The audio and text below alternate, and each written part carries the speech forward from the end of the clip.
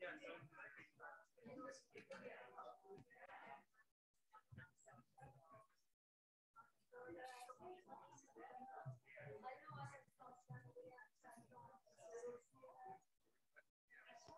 when I it's when look at the ground freezes over, all of them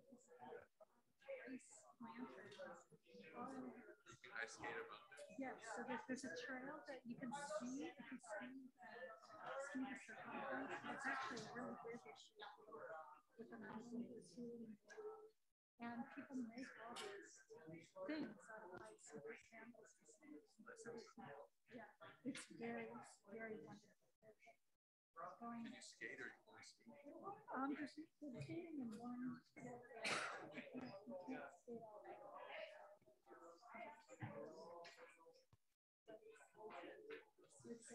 skating.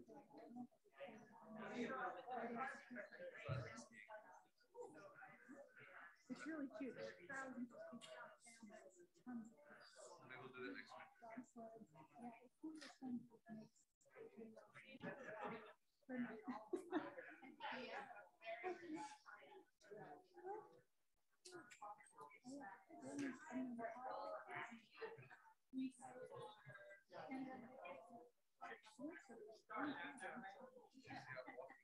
Maybe we'll do that next week. Yeah, it's one of those things that makes We had been in a while. A month, maybe 2 months. Good to see you.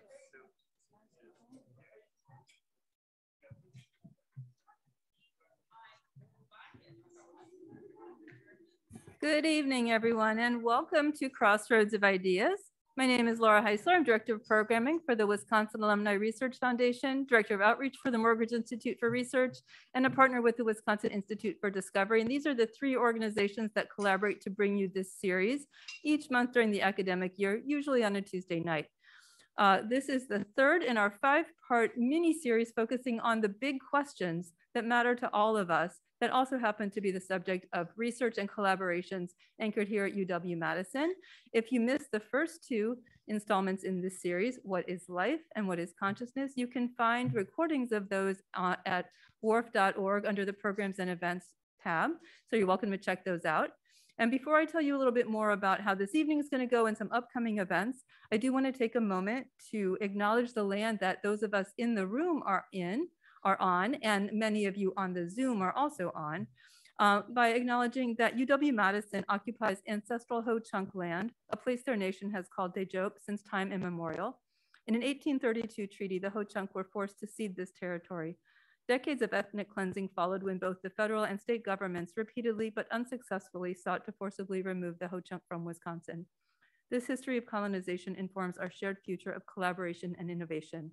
Today, UW-Madison respects the inherent sovereignty of the Ho-Chunk Nation, along with the 11 other First Nations of Wisconsin. In just a moment, we'll tell you a little bit more about how this evening is going to go, but I want to give you an opportunity to mark your calendars for the remaining sessions in the Big Questions series, continuing next month with What is Free Will. We're going to have another session in between within this series, and we often do. We are partnering with UW-Madison's science journalist in residence, Latif Nasser, and his collaborator. I'm not sure if Latif is male, so I shouldn't jump ahead. Latif's collaborator, Soren Wheeler, and they have collaborated on Netflix and Radiolab and many other things. So that event will be on March 22nd, and then we'll wrap up our big event, our big questions series with What is Morality on April 5th. All of those sessions will be right here in this room at 7 p.m. and also available online and recorded. So you might want to mark your calendars for those. In terms of how this evening will go, we are going to, in just a moment, I'll be introducing the curator of this series to say a little bit more about the Big Question series in general, and then he will introduce this evening's moderator. We're going to have 2 sequential presentations. from a scientific perspective and then from a philosophical perspective. And then we're going to bring those together with a facilitated discussion. And then towards the end of the session, we'll open things up for Q&A. The session will go until 8:30. When it comes to the time for the Q&A, for those of you in the room, we're going to invite you to line up at this microphone here so that we aren't passing things around and getting all of our hands on the microphone. That's a COVID era adjustment. If you're online and you'd like to ask a question, please use the Q&A function in Zoom. I will serve as your vocalizer. I will read the questions and we'll get to as many of them as we can. Hopefully we'll have a good 20 minutes or so to get to questions. So that's how this evening will go. And with that, I would like to introduce Larry Shapiro, the Barron Edge Professor of Philosophy here at UW-Madison, who put this series together and has a little bit to say about the series in general and tonight's session.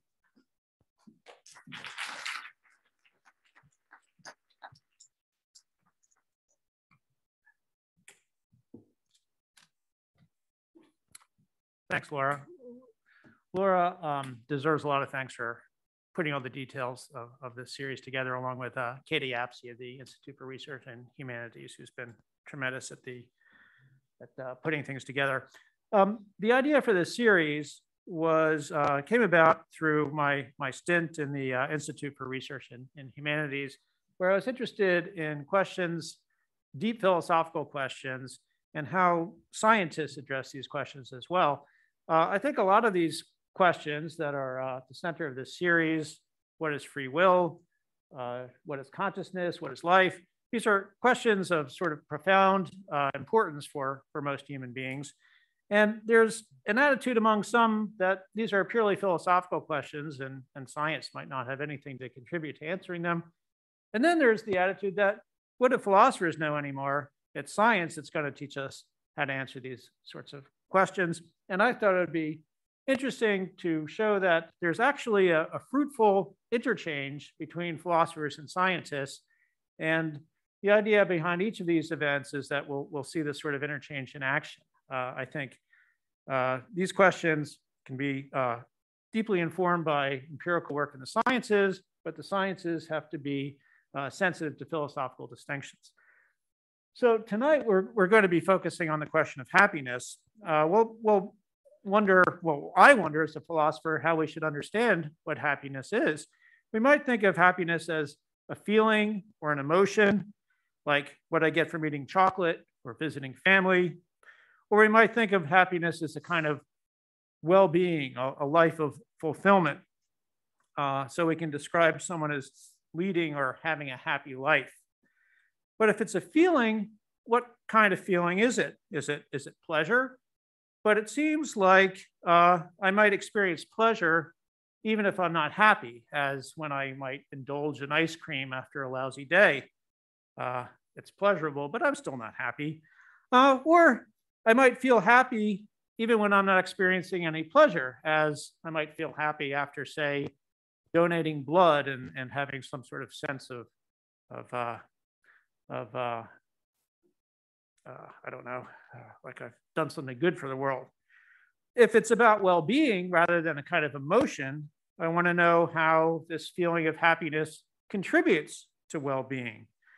Can I have a fulfilled, happy life if I've never really been happy, never had the emotion of happiness?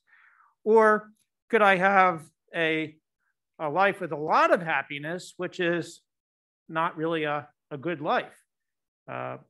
John Stuart Mill asked whether we're better off to be a Socrates dissatisfied or a pig satisfied.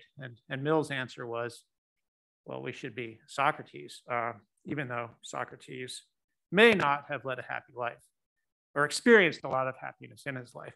So it's questions like this that motivate philosophical and, I think, empirical investigations of happiness.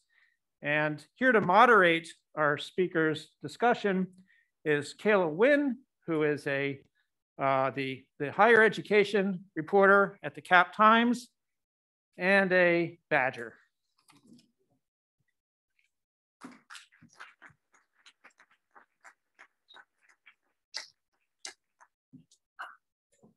Thanks everyone for being here tonight. I'm pleased to introduce our first speaker. Her name is Palin Kessebeer.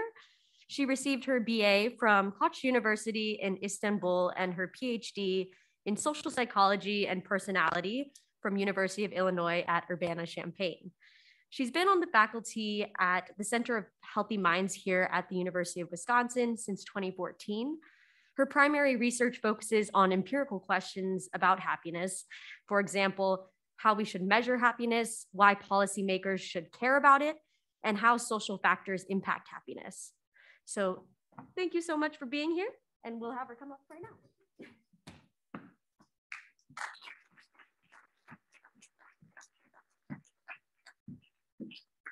Well, thank you so much for that introduction, Kayla, and thank you so much to all of you for being here tonight, and also those of you who are joining us online. I am delighted to be here. So today we will be talking about happiness.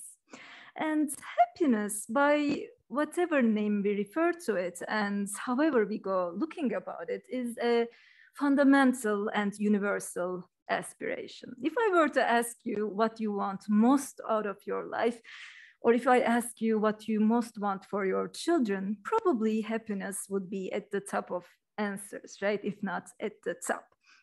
So happiness is so central to the human experience, and accordingly, a lot has been written about it. A lot has been said about it in religious and spiritual traditions, in philosophy, in literature. This has been a topic that has come up again and again. It's a perennial human concern. But it is only recently, in the perhaps last 4 decades, that psychologists have turned their attention to the topic of happiness and used empirical tools to understand the nature of happiness. And what I want to do today is share with you some of the findings of psychologists, and also talk about how, as psychologists, we think about happiness. Now, the first question, of course, that comes up is, what is happiness? This is admittedly a very challenging question. And I know that Valerie will delve deep into how philosophers have answered this question. But what psychologists did when they first started studying happiness is, somewhat pragmatically, they came up with a term, subjective well-being, which to them captures the meanings of happiness or the components of happiness that most interest them. And they have used this approach, this definition, to study happiness. So subjective well-being, what does it involve? Well, first of all, it involves being satisfied with our lives as a whole. When you think about your life, when you look at your life from a distance, how does it look to you? Do you like it? Do you think do you have a good life? That is a major component of subjective well-being.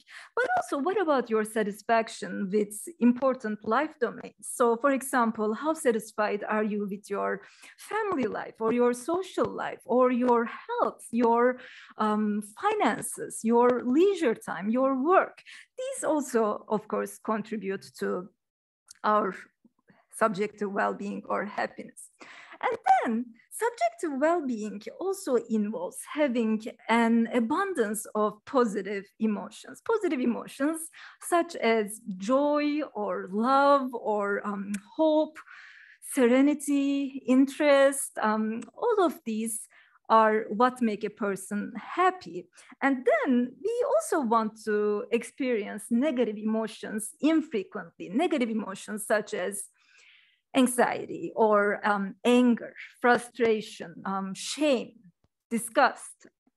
All of these we want to experience infrequently, but there's a caveat here, and it's important to realize that we do not think of happiness as something like this, where there is no negativity whatsoever. This is not only impossible, but it's also not healthy. Negative emotions are unavoidable, and they are also necessary if we want to function effectively. So we want to experience negative emotions when they are appropriate to experience, but we only want to experience positive emotions more frequently. So the subjective well-being approach is not the only approach to study happiness in psychology, but it's the dominant approach. And a lot of studies about happiness have been conducted using this understanding of happiness.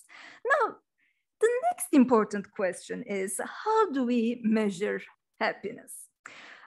The way we measure happiness is, for the most part, through self-reports. So a self-report, something like this. If you were a subject in a psychology happiness study, you would see a scale like the satisfaction with life scale. This is a very commonly used scale. It has been cited, last time I checked, over 33,000 times.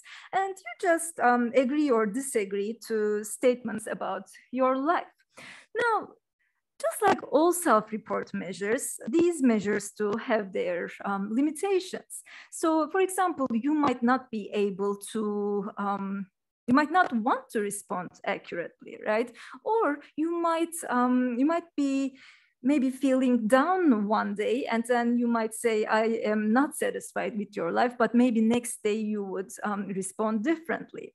And then you might also, in a way, be deluding yourself, right? But the thing with subjective well-being is, because it prioritizes a person's own subjective evaluation of their life, so this is less of a problem with these self-reports. But what we know is that these self-reports, they actually are valid and reliable measures. And we know, for example, they correlate strongly with informant reports. So, for example, if I were to ask your husband or your mother or your best friend or your child, if I would ask them how happy you are, their answer, it turns out, correlates quite substantially with these self-reports. And a lot of the things that we have learned about happiness, we have learned from these.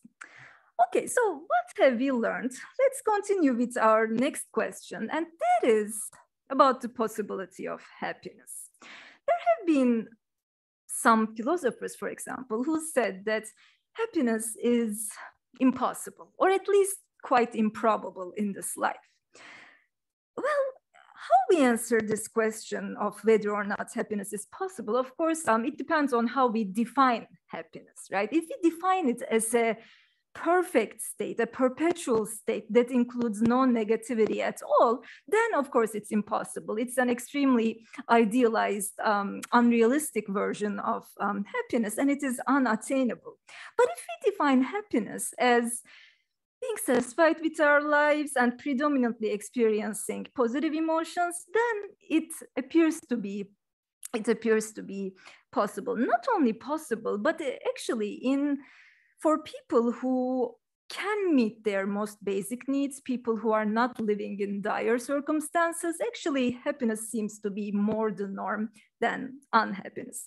So maybe the more relevant question for us is not whether or not happiness is possible, but whether greater happiness is possible. Can we become happier? Can we improve our own happiness? And that by itself is a question about what determines our happiness? How much of our happiness is under our own control? Now, we know that a pretty significant portion of our happiness can be explained by our genes. Approximately 40% of variability in happiness differences between people are accounted by genes. We know that from twin studies. We know, for example, that identical twins, they are more similar in their happiness levels than fraternal twins. And not only that, but identical twins who have been raised apart, even they turn out to have similar happiness levels. I actually do have a twin sister, and we weren't raised apart. Actually, you are seeing my twin sister here on the left, and I'm the one on the right. And I can confirm anecdotally that our happiness levels are quite similar. Okay, so our genes contribute to our happiness, and they're out of our control. But there's still a large portion of variability, 60% of variability, that is not explained. Well, some portion of that is explained by external circumstances. External circumstances, what do they include? So, for example, where do we live, or how much money do we make? Are we married?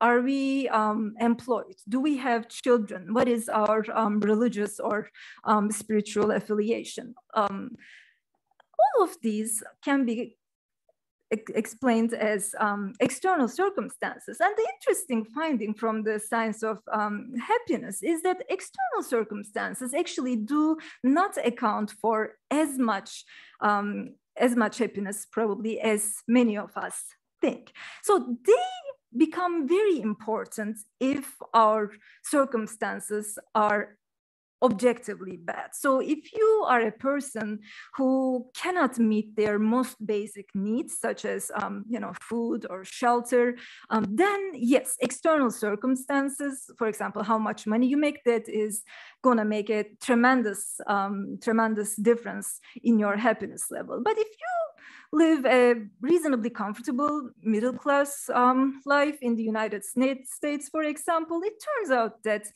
external circumstances explain about 10 to 15% of happiness differences. But as I said, they may be playing a really important role in objectively bad circumstances. And actually, when we look at the differences between countries, we observe quite large happiness differences, and they by themselves attest to the importance of circumstances for happiness. You might have come across these studies that are conducted every year almost, and you get the rankings of different countries, how happy they are, right? I'm going to show you a visual now that depicts the results from last year. This study was conducted by Gallup's World Happiness Poll. And as you can see in this graph, there are some countries, mainly the Northern European countries like Finland or Sweden or Denmark, Norway. They are scoring a 7.4 or 7.8, and these are on a scale from 0 to 10. So the participants are asked, imagine a ladder, the most bottom rung is a 0 and the top bottom is a 10, and 10 represents the best life that you can have and 0 represents the worst life. Where do you see yourself? So people say in Finland, they almost see themselves at the 8th rung of the ladder. But when you look at places like Africa or Afghanistan, they see themselves maybe on the 3rd rung, which is really heartbreaking. And all these differences, these huge differences, they definitely cannot be explained by genes. So we see here the importance of societal factors such as economic development, but also democratic governance or equality or rule of the law, observance of human rights. All of these make a big difference to our happiness levels. Now, I have said that there are things that are outside of our control or not as much under our control when it comes to our happiness. But at the same time, we know that happiness is still malleable. There are still some things that we can do to change our happiness level. And the way we think about happiness is actually as a skill. We think of happiness as a skill that can be cultivated, just like playing the piano, learning a foreign language, or painting. Now, all of these skills, there is a genetic predisposition component to them, right? Some of us are naturally good at learning a language, for example. Some of us are not. Just like that, some of us are naturally talented at being happy, whereas others are naturally talented as making ourselves miserable. But if we put the effort, if we dedicate ourselves to improving our happiness skill, just like we can improve our painting skill or our piano playing skill, we can also improve our happiness skill. Okay, so now we know that happiness can be improved, we can become happier, but then the next question is happiness justifiable? So should we really want to become happier? So, some might think that, okay, happiness maybe feels good, but aren't happy people maybe just insensitive to the suffering of others? Aren't they selfish and self-absorbed, or aren't they superficial? Or at least maybe they are just not even motivated to improve their lives. Now, the findings from psychology are really interesting in showing that that doesn't seem to be the case. First of all, a really important finding, I think, from the science of happiness is that happiness does not only feel good, but it is associated with a host of beneficial outcomes in important life domains such as health and longevity and social life and work. And these benefits, they have been shown not only using correlational evidence, but also longitudinal and experimental methodologies, which can tease apart causality. In other words, we know that it is happiness itself that causes these results. What kind of results am I talking about? For example, we know that happier people live longer and they are healthier. They also have better social relationships. They also are more productive workers. Findings like these show us that if we care about these outcomes, if we care about our health, if we care about our social relationships, our work performance, happiness is something that we also want to care about. Now, in addition to that, another answer to the question of should we want to become happier comes from the fact that our happiness, it ripples through the social fabric and it affects other people. I'm sure you have noticed that when you interact with happy people, genuinely happy people, you also get uplifted, right? You feel energized, maybe you feel more optimistic. And on the flip side, when you interact with unhappy people, you might get down yourself. You might sometimes even get depleted. And that is because emotions are contagious and happiness is also contagious. When we are with happy people, we are getting the benefits of them being happy. So what that means is that if we make ourselves happier, we are also indirectly making others happier. So that also suggests that happiness is something that we can justify. And finally, another objection to happiness is about happiness making us blind to life's hardships or other people's suffering. Well, it turns out that this claim does not get any empirical support. On the contrary, it turns out that happier people are better citizens. They are, for example, more likely to respect law and order. They are more likely to report that they vote. They are better at paying their taxes. And they are also, they are volunteering more, they are more likely to be association members. So all of this suggests, and other studies too, suggest that happy people are not disengaged people. On the contrary, if you want to solve problems, you need the energy that comes from happiness. So all of this, I would say, provides pretty convincing evidence that happiness is something for which we should strive.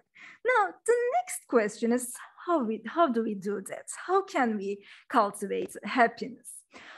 That is, of course, a really hard question. And in the remaining time that I have, I want to share with you some of the findings that we have learned.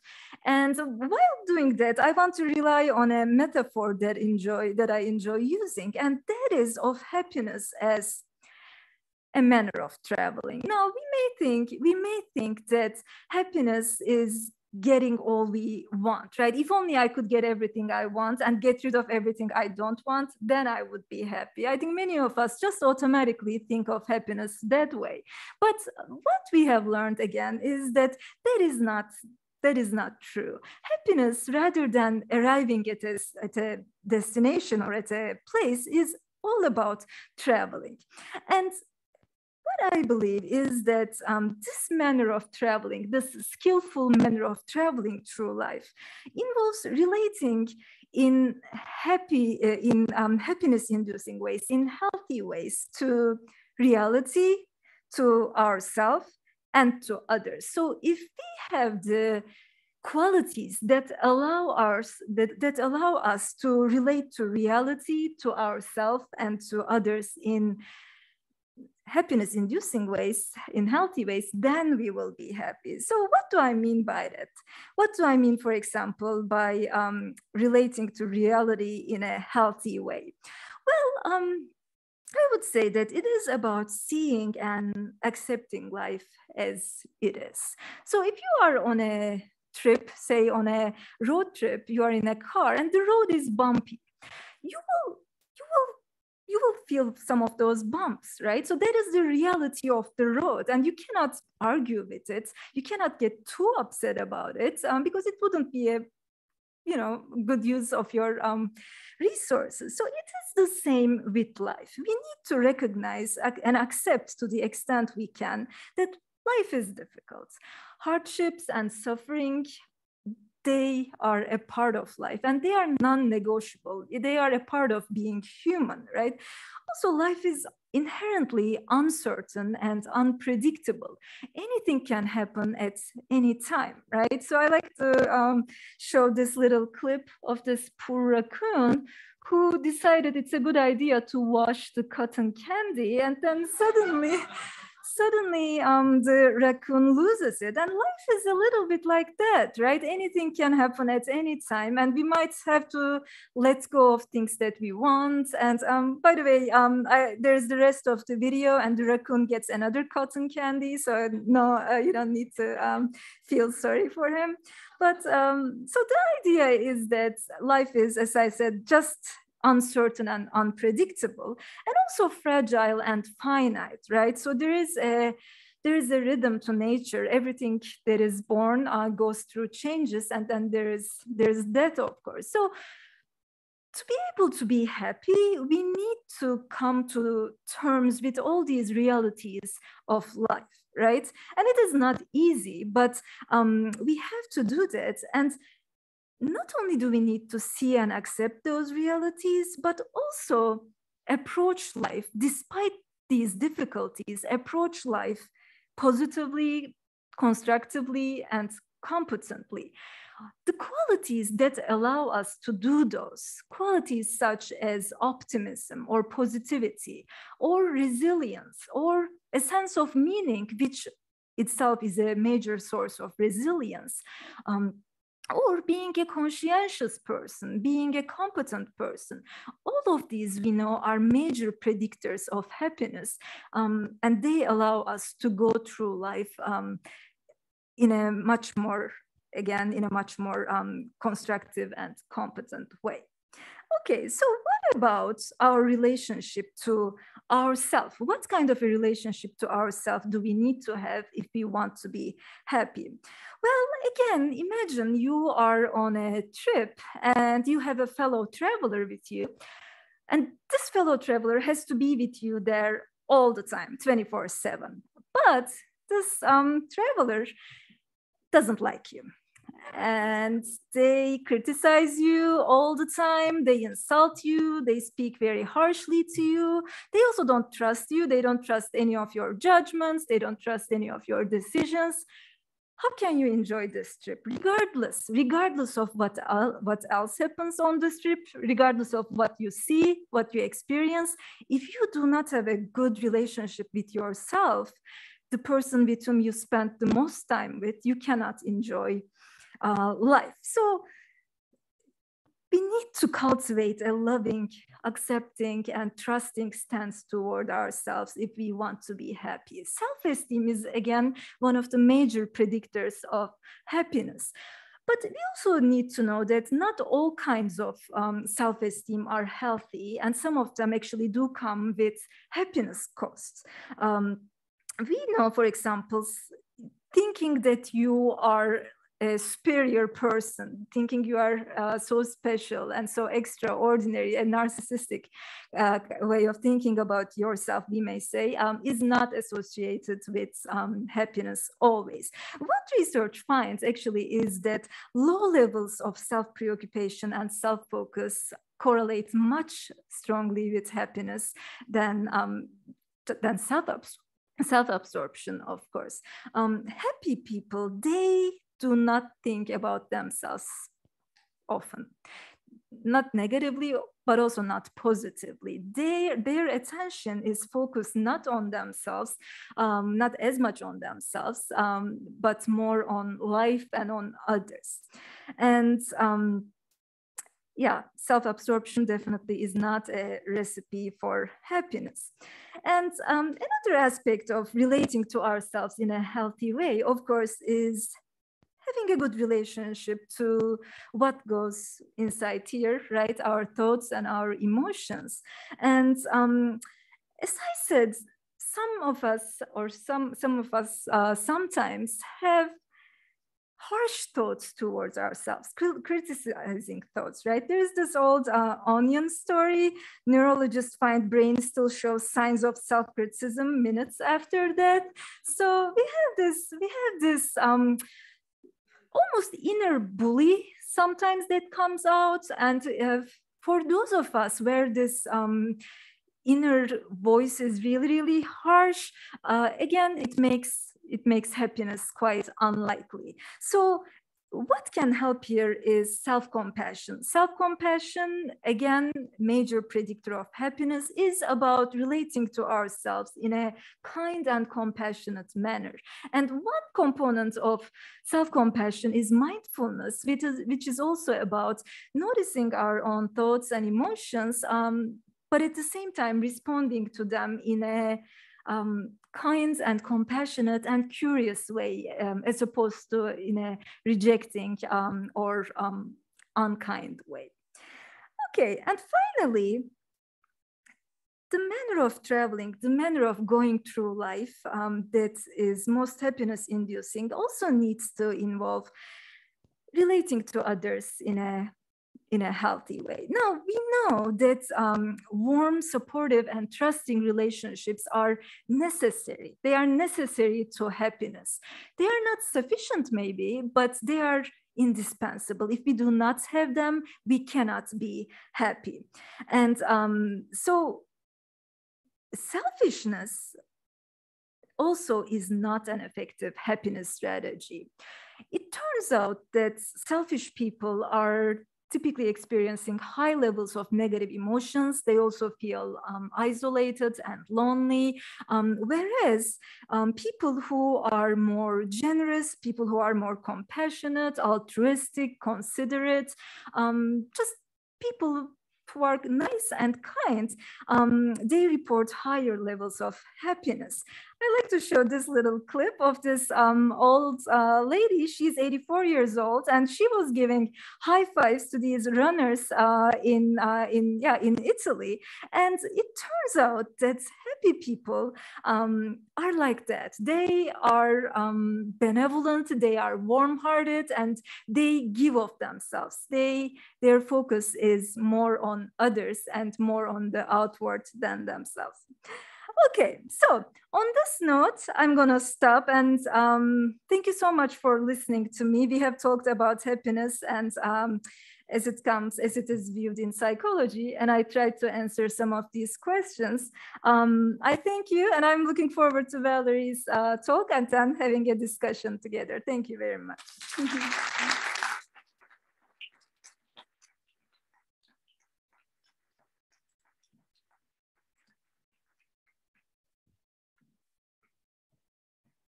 Thanks so much, Pelin. And our next speaker is Valerie Tiberius. She received her BA from University of Toronto and her PhD in philosophy from University of North Carolina at Chapel Hill. She now holds the Paul W. Frenzel Chair in Liberal Arts at the University of Minnesota. In her many books and articles, she has helped to clarify what happiness is, how it contributes to well-being, and how psychology and philosophy can work together to understand happiness. Her book, What Do You Want Out of Life? A Philosophical Guide to Figuring Out What Matters, is also forthcoming with Princeton University Press. So please welcome me, and please help me welcoming Valerie to the stage.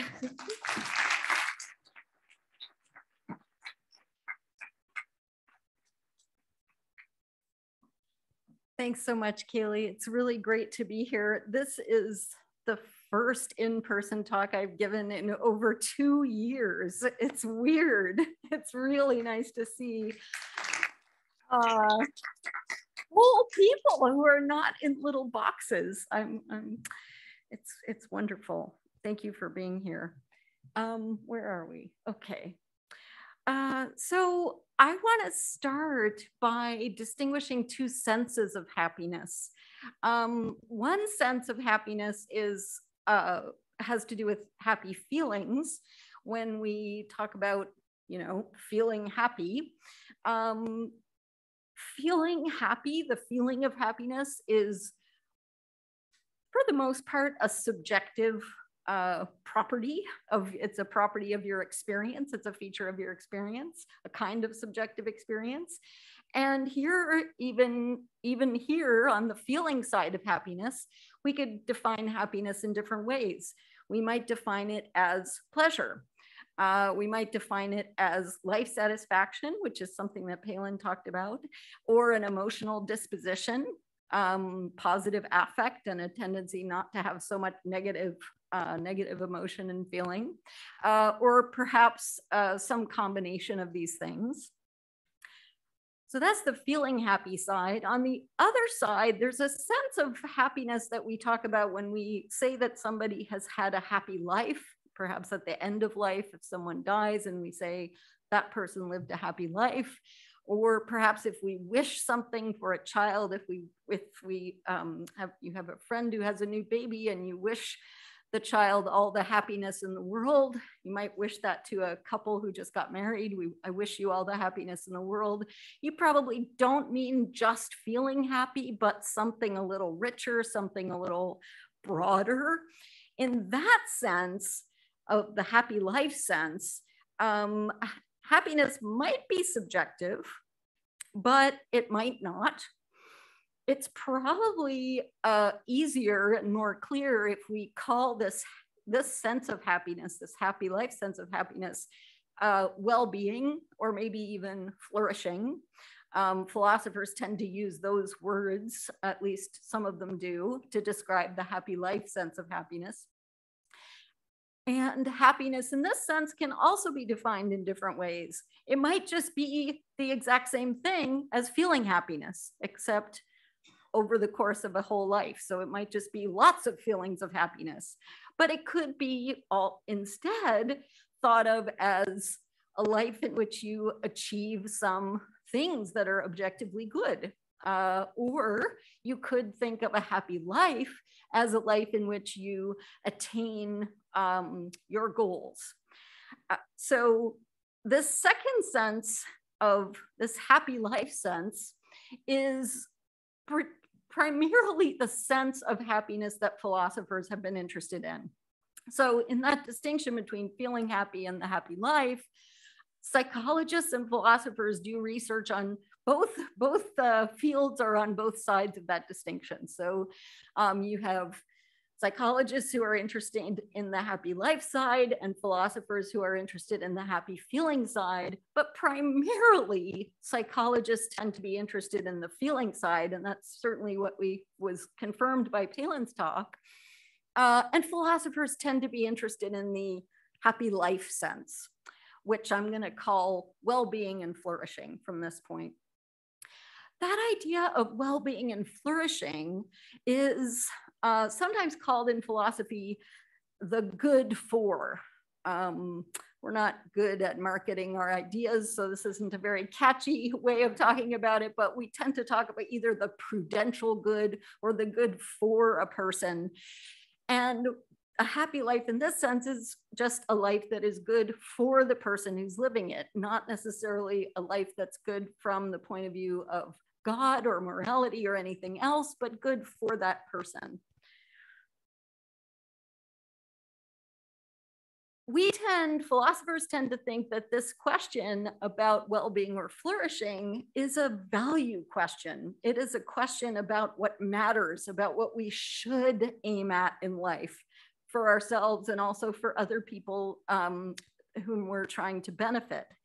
So those questions about what matters, I think, are philosophical questions. I really like the way Palin put the definition of subjective well-being up on the screen and said that psychologists are pragmatic about this and they just say this is what we are studying, which is great, I think. They're not trying to answer the question about what is good, what is valuable, what matters in life. They're trying to answer questions about what causes those feelings that they are able to measure and study. Okay, so we talked about this and about the fact my talk is mostly going to be focusing on the happy life sense of happiness.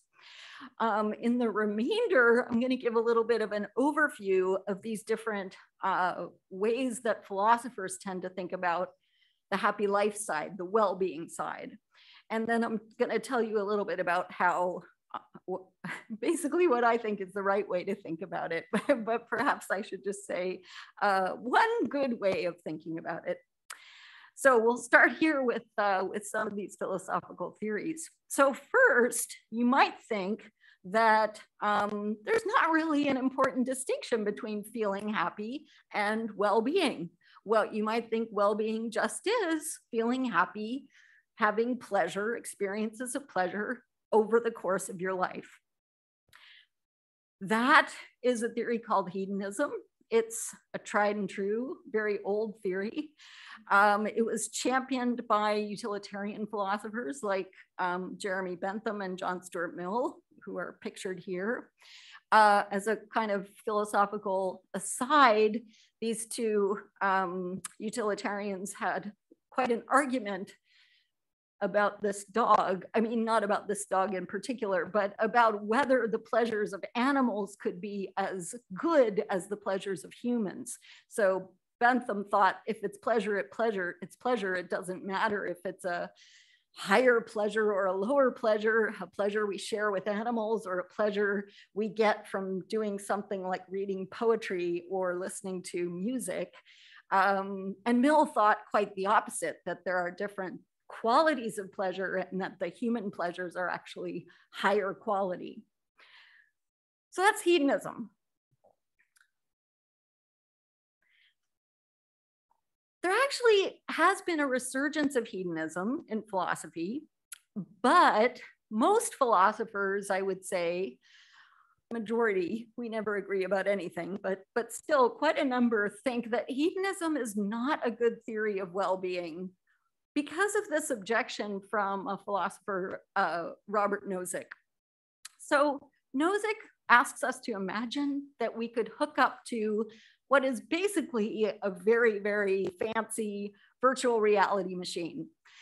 So he says, I'll give you the option of, imagine that you have the option of hooking up to this machine where the one thing that you will be guaranteed is that you will have more pleasure if you live your life attached to the machine than you will if you choose not to hook up to the machine.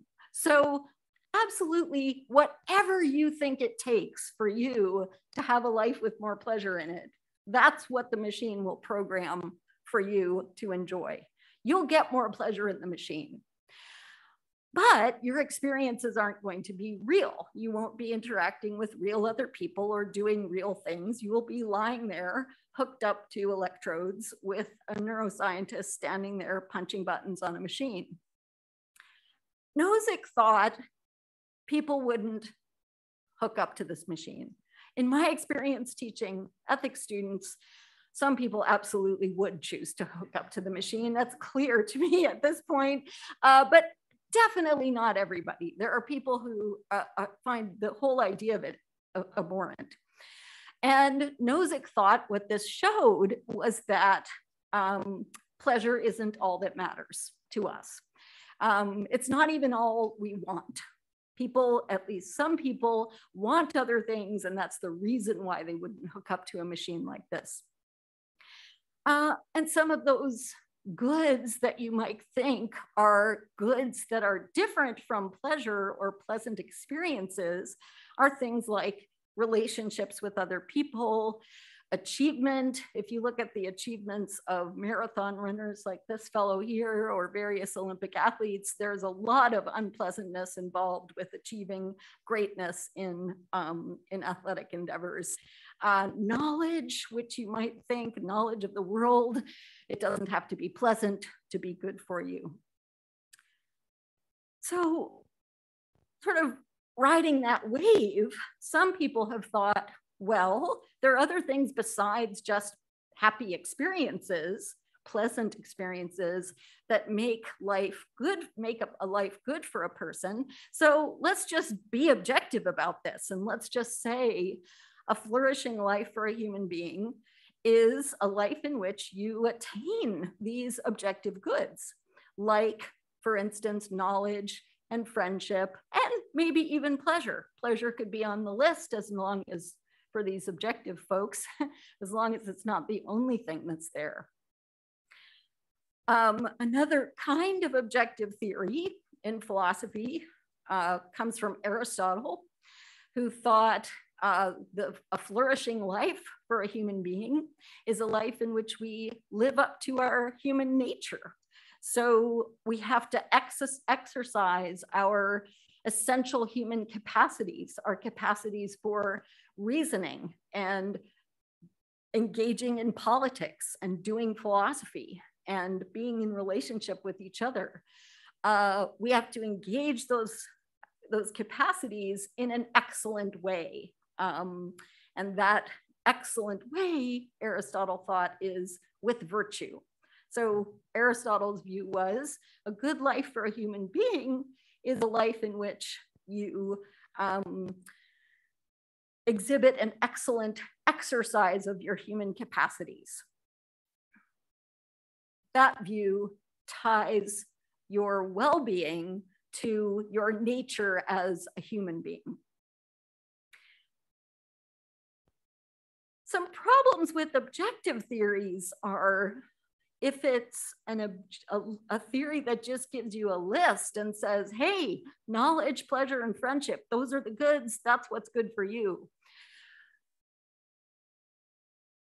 There are so many individual differences between people who prioritize things differently and respond to things differently. You might think it's going to be hard to find a list of goods that make every single human being on this earth's life good. So objective list theories like the one I mentioned with a few goods on it, they have this burden of proving that there are these goods that are good independently of people that are the same for everybody. There's also a lot of modern skepticism about the idea that our nature, the nature of a human being, the fact that we are members of a human species, could provide a foundation for claims about what's good for us. People think, with a modern scientific eye, evolution has caused us to have a lot of pretty crappy traits as well as good traits. And so, we're violent and we tend towards great prejudice against outgroup members. That's part of human nature. Doesn't seem particularly good for us or related to our well-being. So objective theories have some problems. The third kind of theory that philosophers tend to defend are this group of theories that make well-being, identify well-being with the fulfillment of your goals, basically, or the satisfaction of your desires. So on this sort of theory, well-being is just getting what you want. For this dog, well-being is getting the cookies. To live well then on this kind of theory is just to get the things that you desire, or maybe on some versions of the theory, the things that you would desire if you were informed about those things. Maybe if the puppy were informed that he was going to throw up all these cookies and feel sick for 2 days, he would stop wanting them. So maybe the cookies aren't as good for him as he thinks. But if your desires are informed, getting what you want is what a good life is for you. Well, the pattern now isn't going to surprise you. Desire theories also have some problems with the basic fact that we sure do seem to desire things that are not good for us. Some people have aversions or desires against getting life-saving shots or medical treatments. Nevertheless, you might think those treatments are good for people even if they don't want them. Some people desire to do nothing but lie on the couch eating donuts, watching reruns of Wheel of Fortune, and seem to be just wasting their lives. If you have a desire satisfaction theory, you might think, well, if that's what they want, that's what's good for them. But that doesn't seem right. Some people have desires to do things that are just not very smart and probably dangerous. And some people have desires to do things that are grossly immoral. So this is Ramsay Bolton for Game of Thrones. If there are any Game of Thrones fans out there, he was a very, very bad man, and honestly seemed, from a subjective point of view, quite happy most of the time. But people balk at thinking that a character, an evil character like Ramsay Bolton, could be flourishing, that he could achieve well-being. So these desire satisfaction theories have some problems. Nevertheless, they do have a lot going for them. They definitely respect individual differences. So they don't have this problem of making a blanket statement about what's good for everybody and ignoring the fact that we're not all the same. They also don't have that burden of proving that there are some objective values that are good for everyone, no matter what they think about them. So the theory that I'm interested in is a theory that's like desire satisfaction theory, but focuses on values rather than desires. So for this theory, your life goes well to the extent that you pursue, fulfill, or actualize your appropriate values over time. So if you value friendship and perhaps your work, which for me is often writing, your family, maybe some sports, maybe your relationship with dogs, maybe your collection of antique teapots, your life goes well to the extent that you, over the course of your life, find a way to fulfill all these values together by the standards that you take to define what it means to succeed in terms of these values. There's a few questions about this way of thinking about well-being that will occur to people pretty quickly. One is what is a value? What does it mean to have a value, to value something?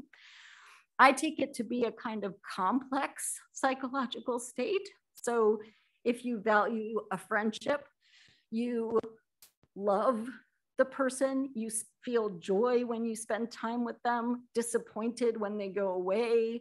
You are motivated to clear time in your schedule for them. You are, you have thoughts about your friendship. There's a cognitive component that has you making decisions and plans that include making time for your friendship.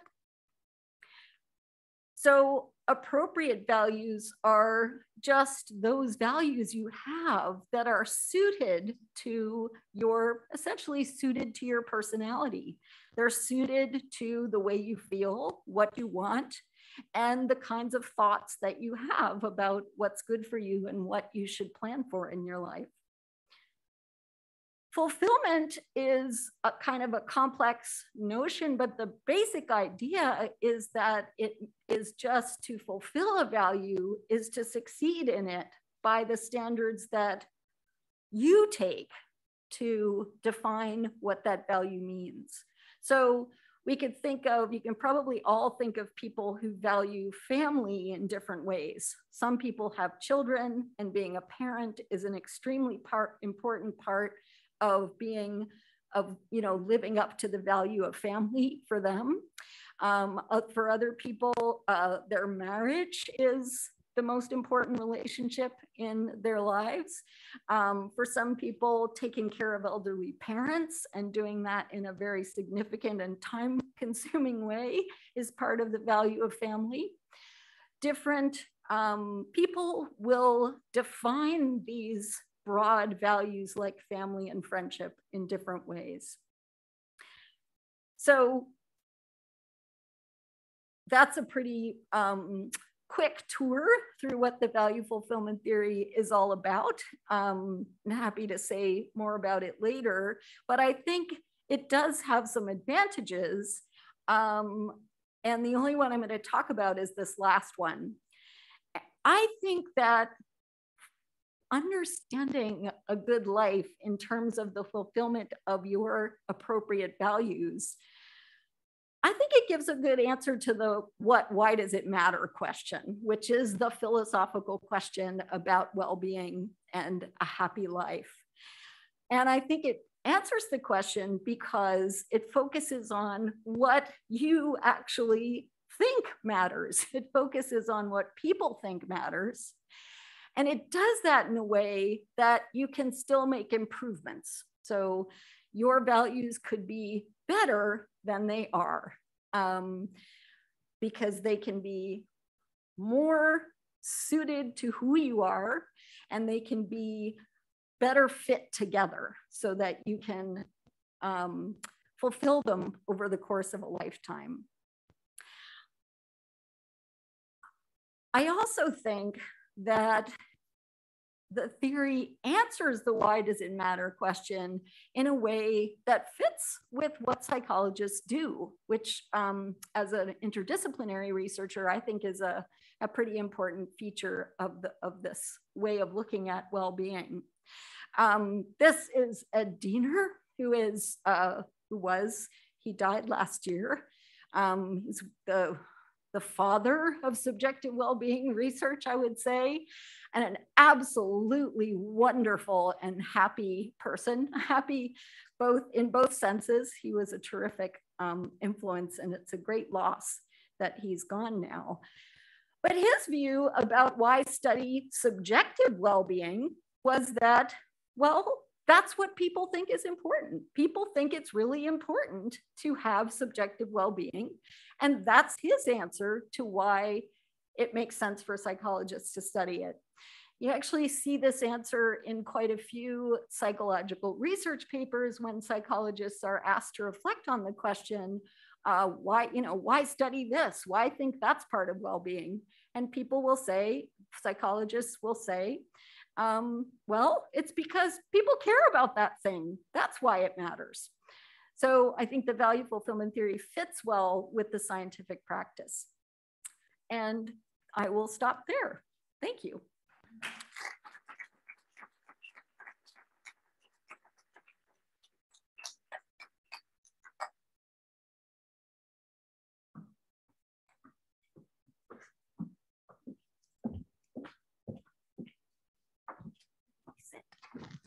Go in the middle, you two on the side here.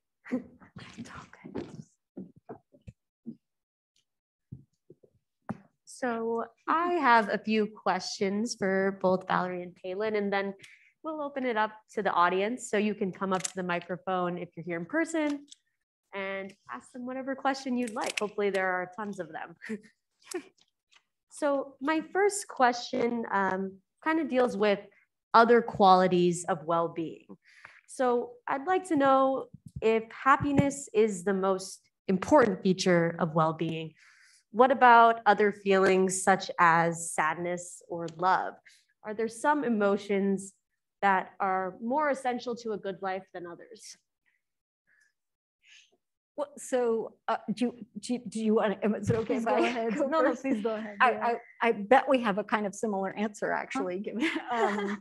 So I'm inclined to think if we're talking about well-being, that, you know, I think what matters is what you value. And many of the things that people value entail emotions like sadness and grief. So I think relationships are a ubiquitous and extremely strong value for almost everybody. And relationships with other people open you up to the possibility of grief and great sadness. So I think, you know, it's not the aspect of well-being that I want to highlight and say, look, my theory says grief is part of well-being. But grief is an important, being vulnerable to grief, I would say, is an important aspect of well-being, precisely because it's, without it, you can't have the things that matter most. Mm-hmm. Yeah, no, I agree completely. You know, as I said in my talk, negative emotions are also part of a happy life. The problem is not experiencing negative emotions. We are supposed to experience them. As Valerie said, if you lose somebody for whom you care, of course you are going to feel grief. Or if you engaged in an act, in a bad act, you should feel guilty. That's what's appropriate and that's what's healthy. Or if you care about your, say, work, it is going to make you stressed out. So negative emotions are, in a way, the flip side of the things that we care about. So the problem is not experiencing them. For many of us, the reason why negative emotions are a source of unhappiness is, first, we might experience them more frequently than what's adaptive, than what's functional. We might not be able to deal with them in the most effective way. So if only we learned to accept our emotions, negative emotions, and also do not get bogged down in them, not experiencing them more than what's functional, they are absolutely a big part of actually a happiness or a happy life. And so, as you both have kind of mentioned, the world it can be very bleak, and there seems to be a lot of obstacles to happiness these days. So how can we balance our responsibilities as citizens, such as following the news and understanding the world around us, with our desire for happiness when the two both sometimes conflict? Mm-hmm. I can go if you want, Valerie. So first of all, as you said, yes, the world is, again, it's not a rose garden. It has never been. It will never be. So there are a lot of problems. I think when we are following the news, a couple things are important. First is a sense of perspective, and the sense of perspective I mean is, again, realizing that there are always going to be some problems, right? That's what I think. So objectively, actually, when we look back, we are living in many aspects in the best time period that has ever been, right? So you could be like, we can, I think, safely say that many of us live a more comfortable life than like a king or a queen in the Middle Ages, right? They didn't have like central heating or plumbing, or they could just get a, you know, like a paper cut and die from infection. So in many ways, objectively, we are living a more comfortable life. And I'm not denying that the world has an incredible amount of things to fix still, but I think it's important to realize that's just a part of being alive.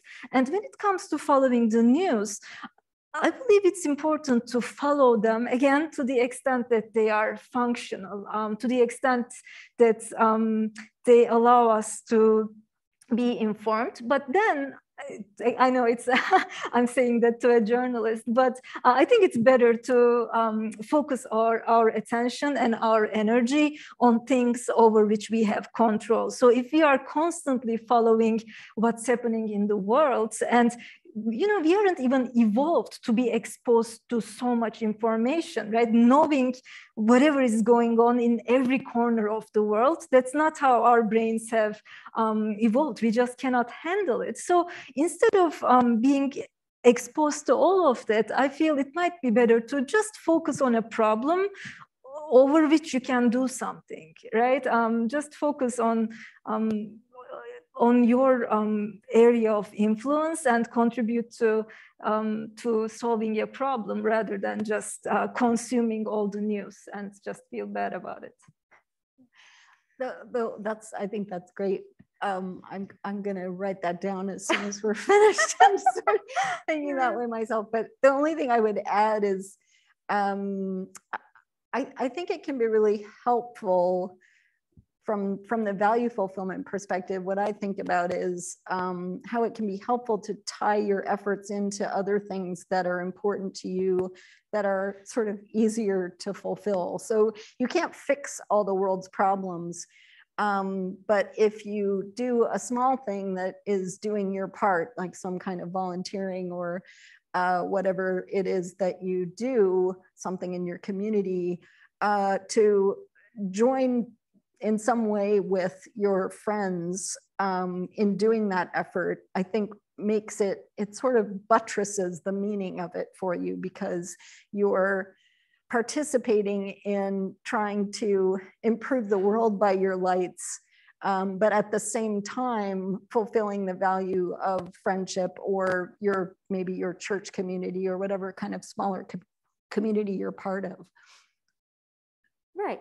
And so I also read a study that showed older people were actually happier during the pandemic than young adults.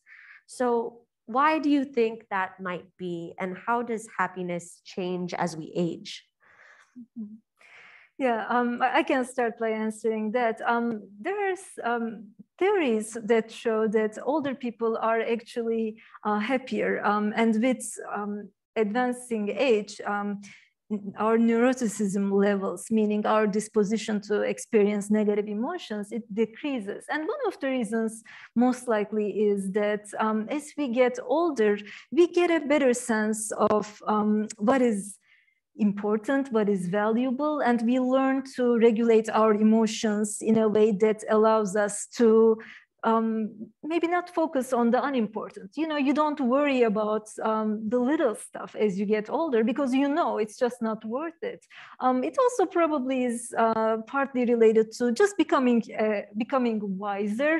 For example, understanding that everything is transient. You also get closer to your mortality, and you just want to appreciate what you have instead of wanting more and more, which is maybe, again, it's natural to want that when you are young. But so yeah, definitely older age has been linked to greater emotional regulation skills, and during the pandemic, that probably played a role too, but also it's probably the youth had more to lose. Maybe, I don't know, but yeah, I'll just say that, yeah.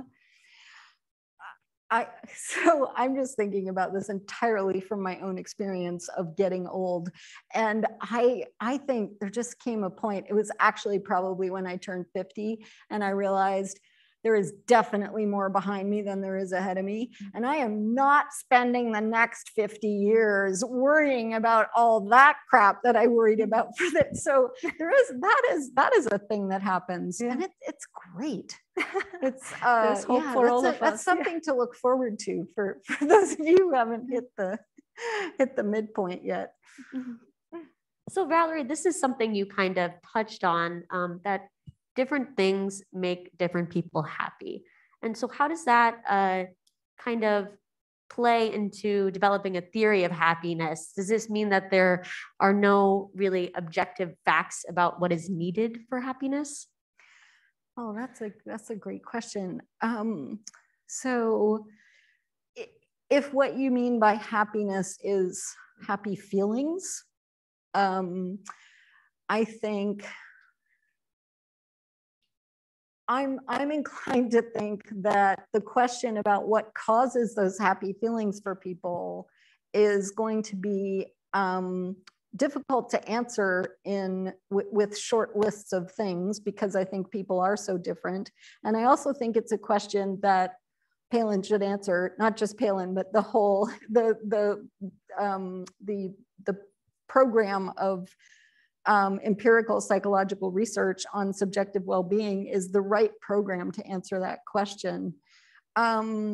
If the question is about well-being, the sort of broader notion that might include feelings of happiness, I'm just myself, I'm certainly not alone in philosophy here, but there are different opinions for sure, but I'm very inclined to think that the differences between us mean that we have to have a theory that doesn't specify a list of goods for people, but leaves it up to people to decide what's good for them. And that said, I think it's also true that we have a lot in common. So for almost all of us, relationships are going to be centrally important.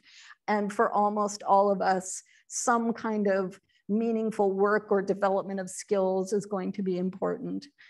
So. No, I think you said it all, absolutely, yeah. And so my final question is, what are some ways that you two find happiness? Should I go first? Okay. Oh, there's so much. Definitely relationships, they come first, right? My family, my close relationships, and then one thing that I didn't refer to in my talk, but is really indispensable to happiness, is also having a healthy relationship with our body. Actually, it's the quickest way to improve our happiness, like exercise and taking good care of our body in other ways, like sleep and healthy eating. I try to do that, definitely. And then, just reading and, my hobbies. I actually do enjoy learning foreign languages. I am learning Japanese right now. It is a big source of fun right now. So those are the ones that come to mind.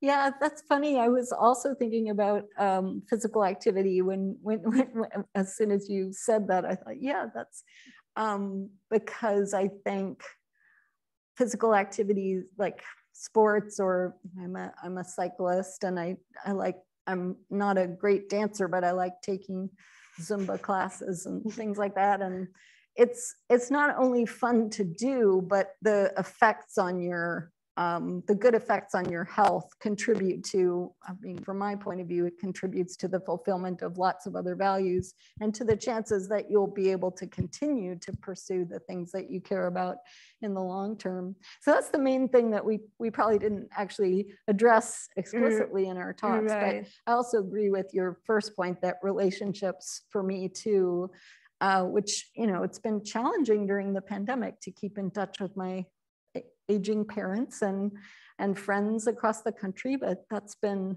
really a crucial source of happiness for me. Great. Well, now I'll open it up to the audience here, so you can just walk on up to the microphone. And while you're doing that, we do have a couple of online questions. Maybe we could start there. From an anonymous source, if we use the value fulfillment theory of happiness, where do our values come from? Renee Girard suggests that we derive our desires by mimicking others. Is there an analog for values? So I think that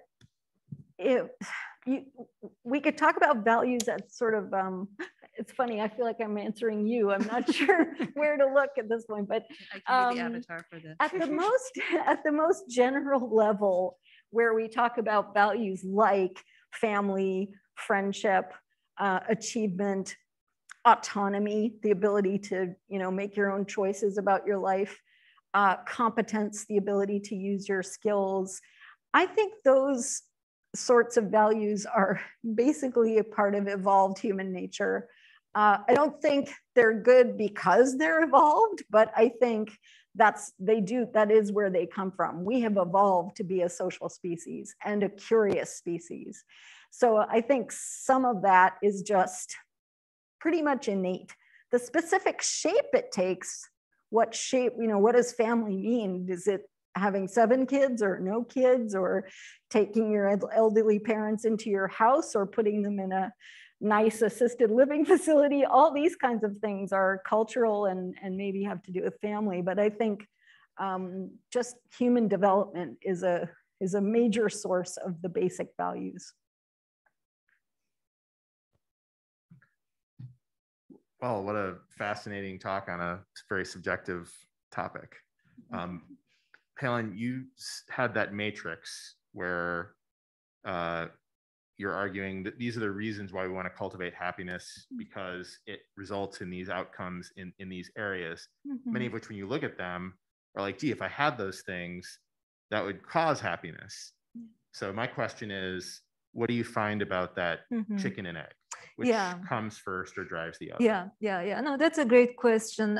In several of those instances, there is definitely a causality that runs both directions. So if you are a happy person, for example, you are more sociable, you are maybe more cheerful, and you leave a better impression on people. So you have, say, better relationships, but that in turn also makes you happier. So we cannot deny that there is a bidirectional relationship there. But at the same time, the studies, there are also studies which have teased that apart and show that there are, for the examples that I've shown, the one-way causality is definitely also there. So for example, happiness leading to greater health just by itself. It's not only that you are happy because you are healthy, but it goes also from happiness to health. But great question. Here. Thank you. I can take another online question while we're waiting.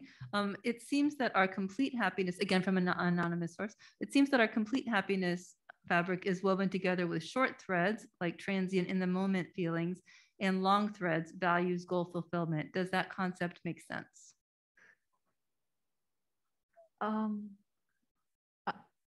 I think so. I think so. It's actually there's a ton of philosophical work on this very question about how do you distinguish, what's the difference between momentary, we would say, well-being versus a lifetime of well-being, and how do those two things fit together? So the simplest view is lifetime well-being, you just add up all the moments. So at each moment, I would say, how much value fulfillment is happening right then, and right then, and right then.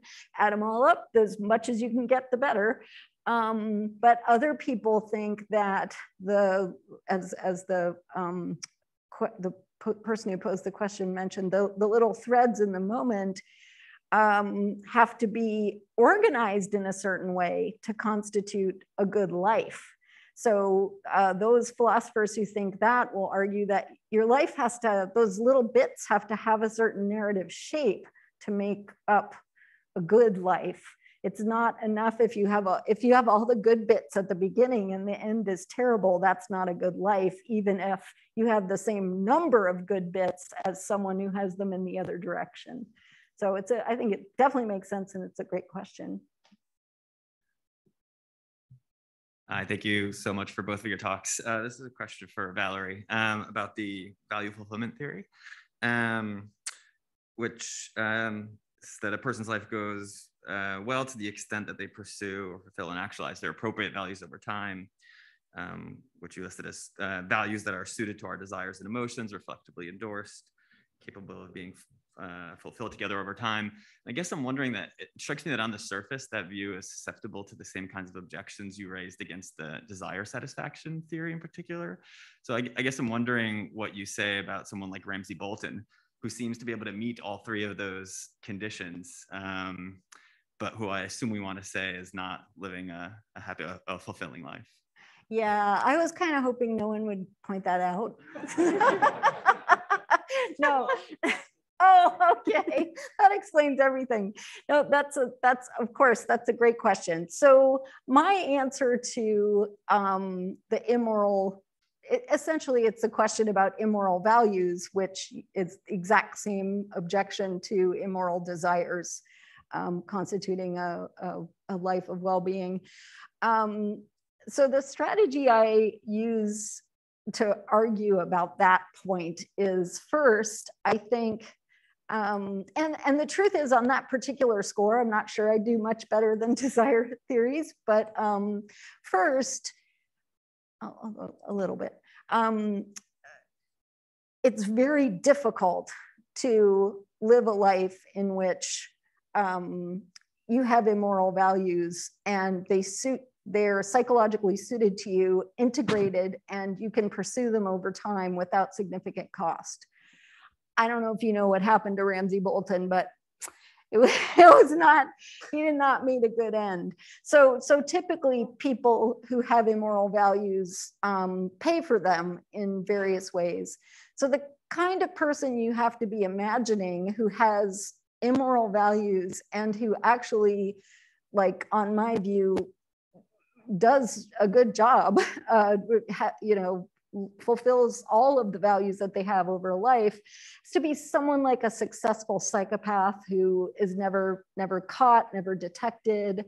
And at that point, I think you know, some people balk at the idea that an immoral person could achieve well-being. But I just think what's good for a person is different from what's morally good. And then that's a kind of, it's a bullet to bite, but I don't think it's a terrible consequence, really. I think there are intuitions on both sides, you know, that some people think, well, morality and well-being have to go together. And I kind of think, and I'm not alone, that, well, they don't. It's unfortunate that people can live well without being moral, but it is possible. Thank you very much. Thanks. We do a couple more online questions, and we still have a few more minutes if anyone in the room has a question. Mike S. asked the question: today's society is divided because of all of our political institutions. It seems that shared common values are elusive. Do we just focus on congruent values and minimize others? How do we reconcile those differences within families where we're trying to keep some subjective well-being in place in the pursuit of happiness? Mm-hmm. Yeah, those are hard questions, right? And I really don't even know if I'm an expert on these questions, but I think when it comes to polarization and all these conflicts, one thing that can help is intellectual humility and humility in general. Believing that we have the ultimate truth is, it can actually provide us with a sense of security and maybe happiness, but at the same time, it really might hurt relationships. I believe cultivating, humility and also empathy, even if you might not believe that a person is thinking correctly, just having the sense that maybe if I were them, maybe if I had their genes, their upbringing, their situation in life, maybe I would be just like them, right? And again, it just might the situation a little bit less tense, which is maybe all that we need. That's all I can say. Yeah. Thank you very much. This has been great. I'm interested in those negative emotions that you were talking about, like grief and anger, where you said that the fittingness of them is kind of like the flip side of us valuing things. Mm-hmm. And I know that some philosophers have been worried about cases like that, where fitting grief about a grave loss or fitting anger about a grave injustice seems to naturally diminish and expire way quicker than what would be warranted by how grave the loss is, right? We lose a beloved person and we sort of move past that grief surprisingly quickly. And there's a sense in which that's normal, right? It's how the human psyche seems to work. So I guess I'm wondering, in cases where something functional, biological, comes in conflict with this sort of, value and fittingness and reasons perspective, what gives? Is there anything, is it unfitting for us to move past the loss so quickly? Huh, that's interesting. I guess so. I'm in thinking about that. I'm influenced by what Palin said about the sort of about the natural function of our ability to recover from these things, and the desirability of not losing yourself in the negative experiences so that you can go on.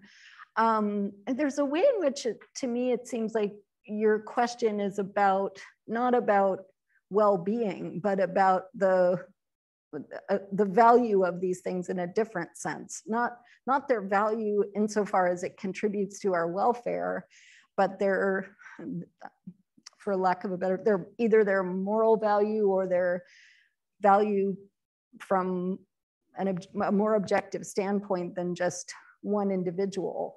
From the point of view of well-being, I think, I'm kind of imitating some of what you said here, but it's a good thing that we don't get lost in grief forever. That wouldn't contribute to our welfare. You have to have the possibility. You have to be vulnerable to it. But I think it wouldn't be a good thing for human beings if we responded to grief, or if we responded to loss in a way that left us incapacitated for years. Thank you. Yeah, no, I definitely agree. But I think we need also to acknowledge there's a lot of individual variability. Like some people, they do actually not go beyond grief in a maybe suitable amount of time. And as Valerie said, it's actually not, it's not good, right? And again, that's where the grief becomes non-functional, and you have to ask yourself, like, again, these, you cannot change your emotions as easily, but like, who is it helping? Because it's not helping you. And also the person who has passed, would they really like to see you like that? I know those are completely speculative questions, but it just wouldn't be evolutionary feasible if we had extended periods of grief, if life didn't move on. Yeah, that's what I'll say. Thank you. Mm-hmm. And this one will be our last question. Go ahead. I was wondering, how do we know, this is kind of a related question, but how do we know what is functional for us? Like, how do we know when we're being like so sort of on the side of like toxic positivity versus when we're self-criticizing too much and just being really angry about all the things going on in the world? Like, how do we know when we've reached the sort of middle ground?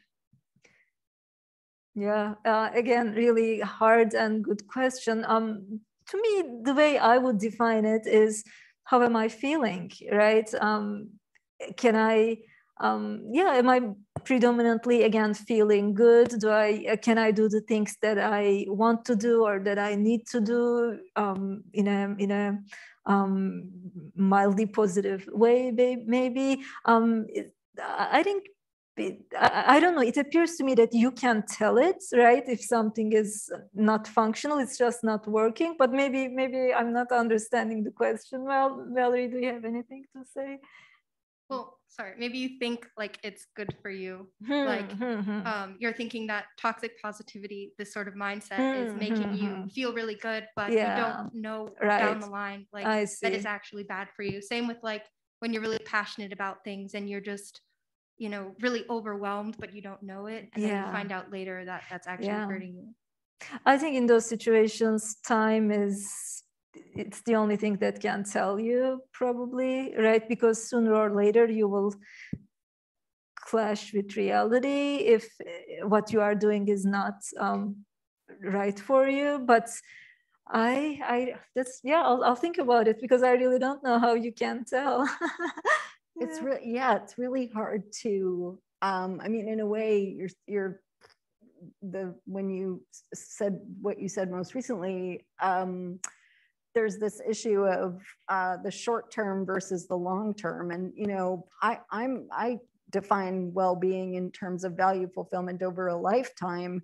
And you could do things now that are very detrimental to the long-term fulfillment of your values, and you might not be able to see it.